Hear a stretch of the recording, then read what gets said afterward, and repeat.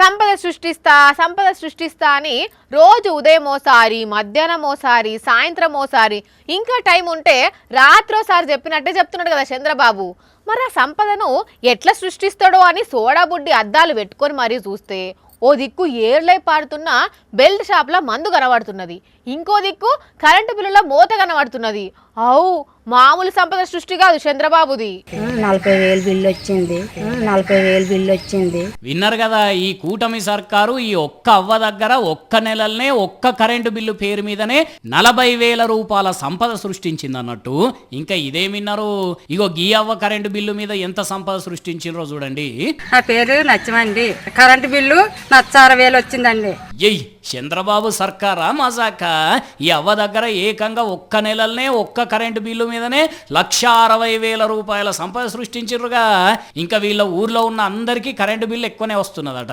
దీన్ని మరి వెంటనే చెక్కించాలి, లేకపోతే పెద్ద ఎత్తున డి ఆఫీస్ ఆందోళన చేస్తాం, కట్టకపోతేనేమో కనెక్షన్ వీకేస్తాము, వైర్ గుంజేస్తాము అంటున్నారట కరెంటు వాళ్ళు. అంటే ఇప్పుడు వీళ్ళు ఖచ్చితంగా కట్టాల్సిందే. అప్పుడు చంద్రబాబు అన్నట్టు కూటమి సర్కారుకు సంపదే సంపద అన్నట్టు. మామూలుగా సృష్టిస్తలేడుగా చంద్రబాబు సంపద.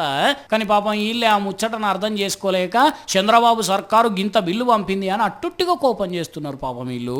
ఆ విద్యుత్ అధికారులు వెంటనే జోక్యం చేసుకొని ఈ బిల్లుల్ని మొత్తం ప్రభుత్వమే భరాయించాలని చెప్పేసి కోరుతూ మేము డిమాండ్ చేయడం జరుగుతుంది. అట్లెందుకు అంటారన్నా, మీరు పేదోళ్ళు అయితే ఏమవుతున్నది, కరెంటు బిల్లు ఎక్కువ వస్తే కట్టుండ్రి. మీరు అట్లా కడితేనే కదా మరి చంద్రబాబు సర్కారు సంపద సృష్టించేది, లేకపోతే సంపద ఎట్లా సృష్టించబడుతుంది? ఎట్లున్నది చూడండి ఇక కూటమి సర్కారు కథ. అనకాపల్లి జిల్లా డోలవానిపాలెంలోని గితరిజన ఊర్లో కరెంటు బిల్లులు షాక్ కొట్టినంత పనిచేస్తున్నాయట. అందుకే వీళ్ళు ఇట్లా కోపం చేస్తున్నారు. ఈ బిల్లులు మాఫీ చేయకపోతే పోరాటం చేస్తాము అంటున్నారు. చేస్తారు బరాబరు, ఇట్లాంటి బిల్లులు వచ్చినాక ఎవరుకుంటారు మరి. కానీ కరెంటు బిల్లులు పెంచం అని ఓట్లకు ముందు చెప్పిన చంద్రబాబు ఆ మాటను మర్చిపోయిండు కావచ్చు. అందుకే పాపం వీళ్ళకి ఇంత బిల్లులు వస్తున్నాయి.